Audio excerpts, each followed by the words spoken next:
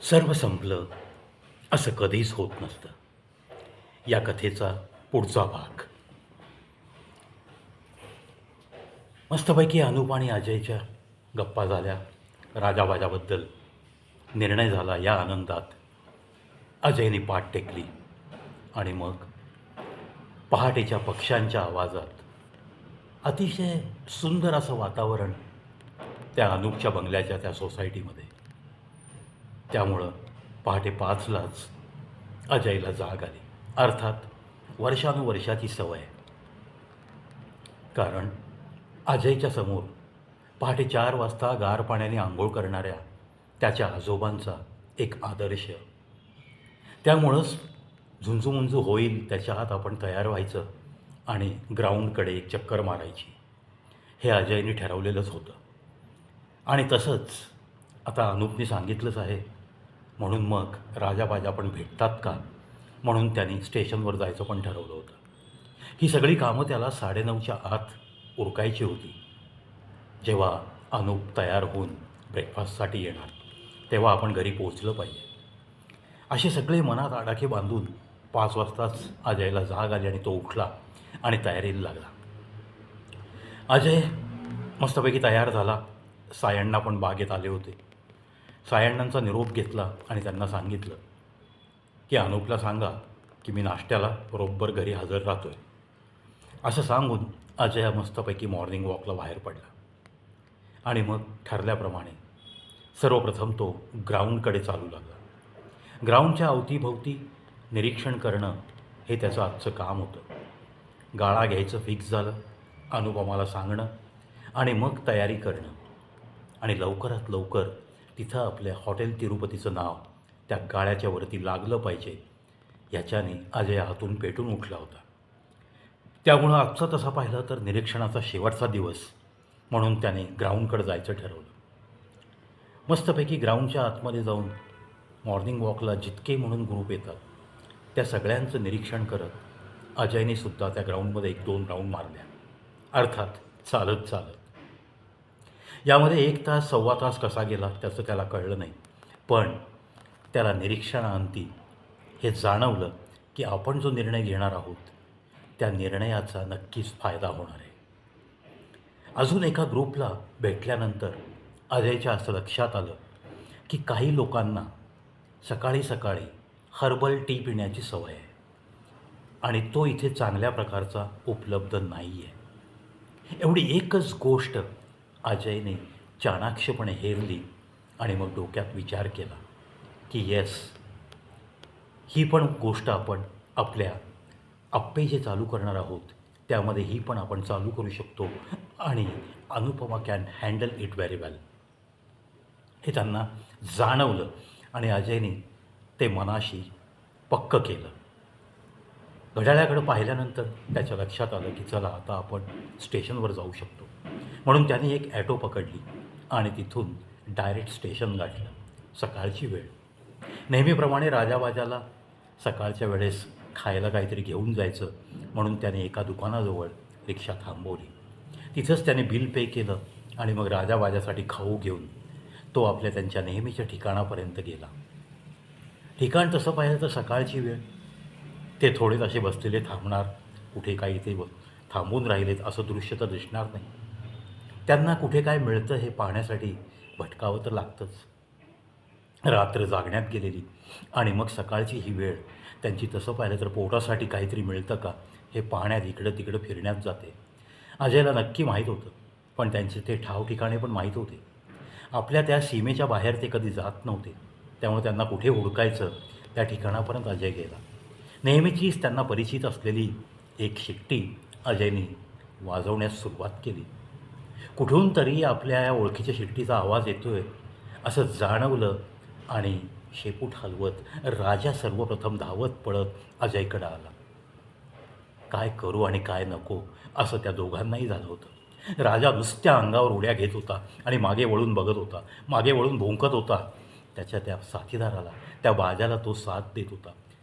ती साथ ऐकली आणि बाजासुद्धा धावत पळत त्या राजाची हाक ऐकून त्याला नक्की कळलं की आपला कोणीतरी मित्र आला आहे आणि म्हणून राजा आपल्याला बोलवतोय. दोघंही आले दोघांनीही आनंदाने अजयच्या अंगावरती नुसत्या उड्या मारायला सुरुवात केली. त्यांच्या डोळ्यामध्ये ओसंडून वाहणारं ते प्रेम असं हे 2-4 दिवसाच्या गॅपनंतर पाहिल्यावर अजयला खूप आनंदून गेला अजय.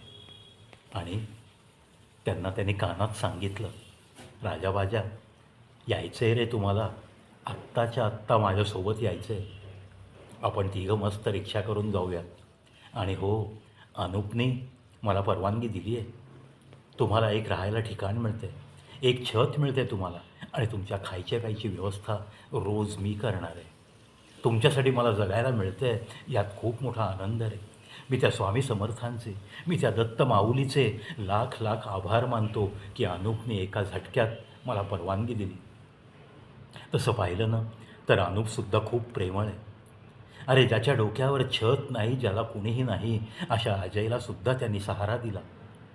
काय कुठली ओळख, कुठली पाळख, कुठले ऋणानुबंध काहीच समजून येत नाही.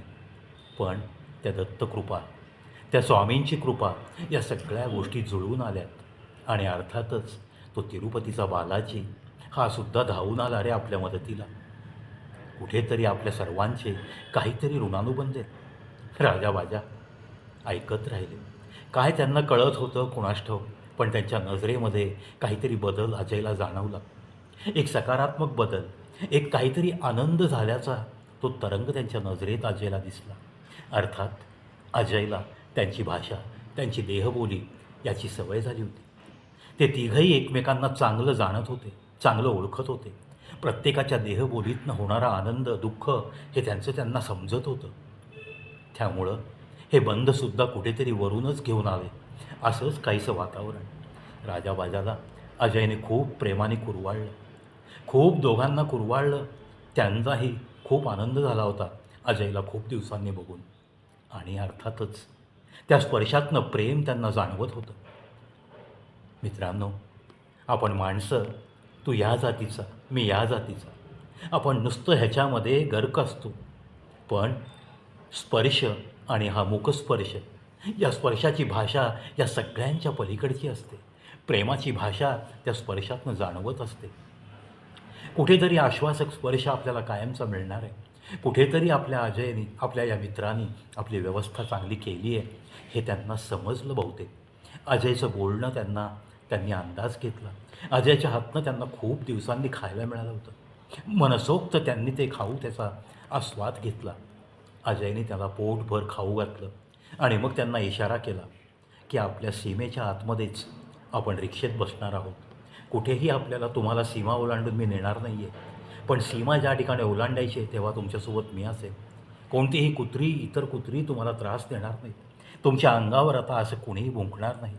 तुम्हाला असं वण सकाळच्या खाण्यासाठी कुठे भटकावं लागणार नाही रे राजाबाया.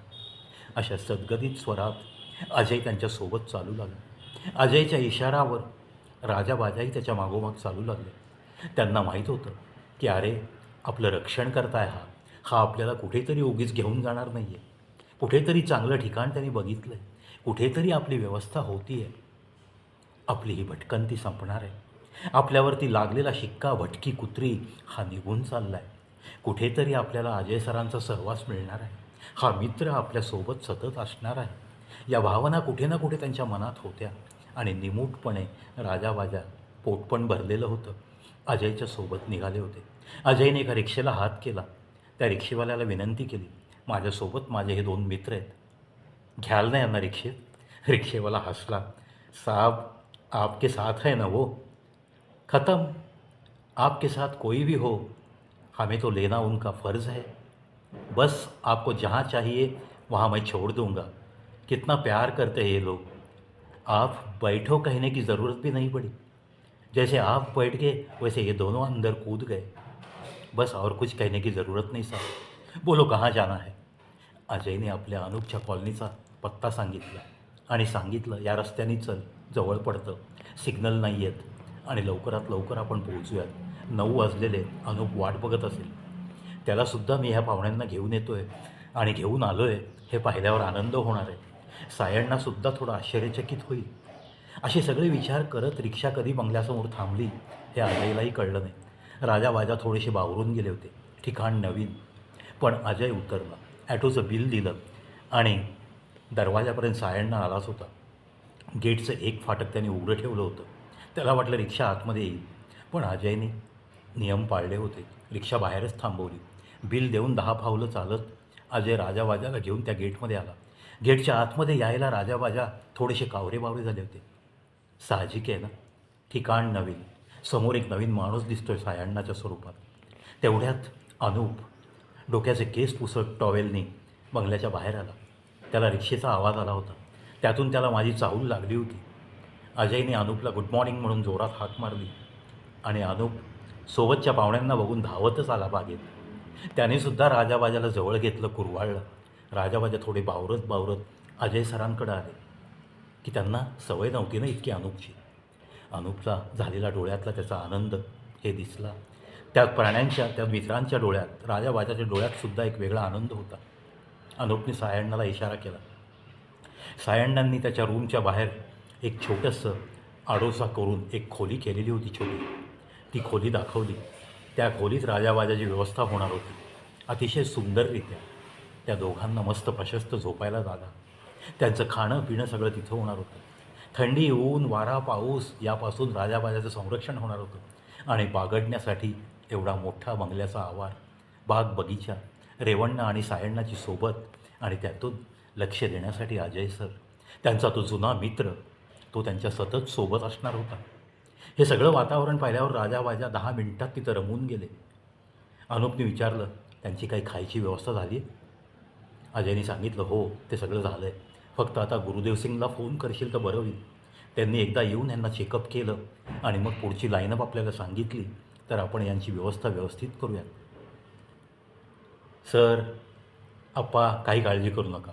गुरुदेव सिंगला मी आत्ता 5 मिनिटात बोलवू शकतो. 3 बंगले सोडल्यानंतर त्याचा बंगला आहे. तो ऑफिसला जायच्या आधी, त्याच्या कन्सल्टन्सीला जायच्या आधी तो आपल्या बंगल्यात येऊन जाईल. Don't worry about anything. आणि बाकी सगळ्या गोष्टी आपण दुपारी परचेस करू यांच्यासाठी लागणाऱ्या.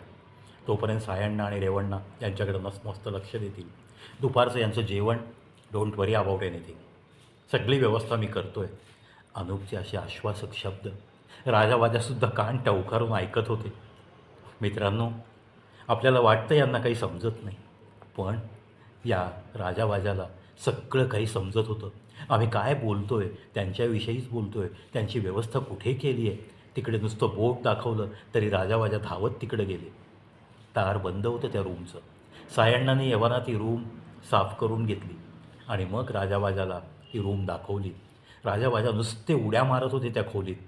त्यांना समजलं होतं की हे त्यांचं घर आहे. इथं त्यांना कोणीही हाकलणार नाही. इथं त्यांना कोणीही हाड म्हणणारं त्यांना दिसणार नाही आहे. आपलं घर त्यांना मिळालं होतं. या आनंदात राजाबाजांनी बागेत बागडायला सुरुवात केली. सायण्णासुद्धा त्यांच्यात रमून गेला. सायण्णासुद्धा त्यांना राजा बाजा हाक मारू लागला. या हाका ऐकून रेवण्णा बाहेर आली. रेवण्णा ताईला आनंद वाटला. चला, 2 सहकारी मिळालेत. नाहीतरी ते एकटे राहत होते. त्यांनाही खूप आनंद झाला. अशा पद्धतीने राजाबाजांमध्ये सगळेजण रमलेले पाहून अजयला खूप आनंद वाटला. याच आनंदात अजय आतमध्ये गेला. राजाबाजाही त्याच्या मागं बंगल्यात येऊ लागले.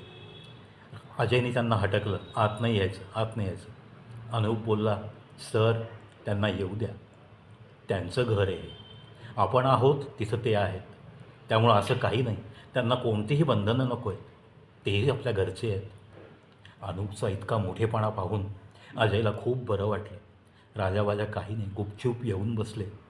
डायनिंग टेबलच्या कडेला जाऊन ते दोघं बसले. सायण्णाने त्यांना बाहेर हाक मारली, कारण रेवण्णा या दोघांना निवांतपणे नाश्ता करायला हवा अशा त्या विचाराने तिने सायण्णाला खुणावलं होतं. सायण्णाने हाक मारताच ते दोघं बागडत बागेत गेले. सायण्णाने मस्त त्यांना रमवलं. इकडे ब्रेड आमलेटचा नाश्ता झाला अनूप आणि अजयचा.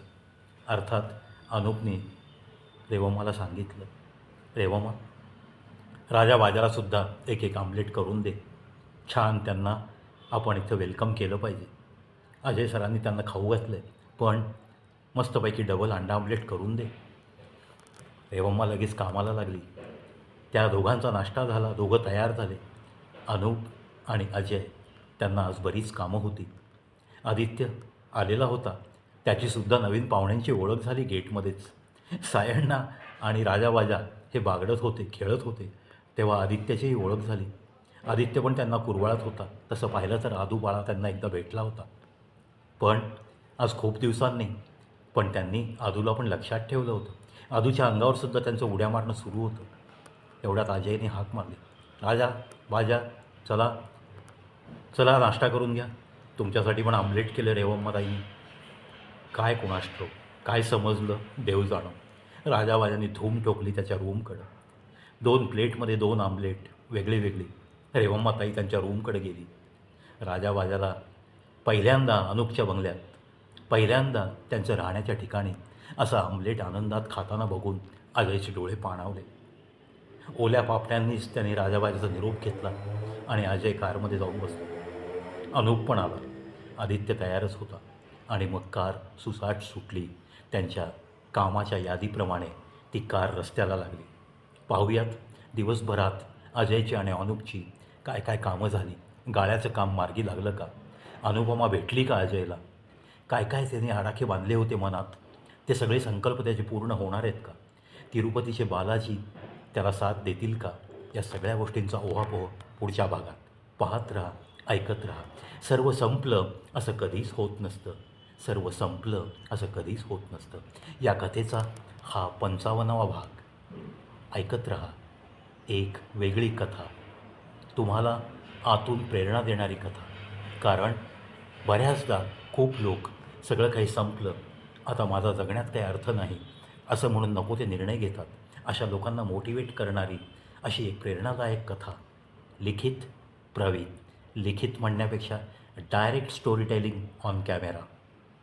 A unique thing as far as this story telling field is concern.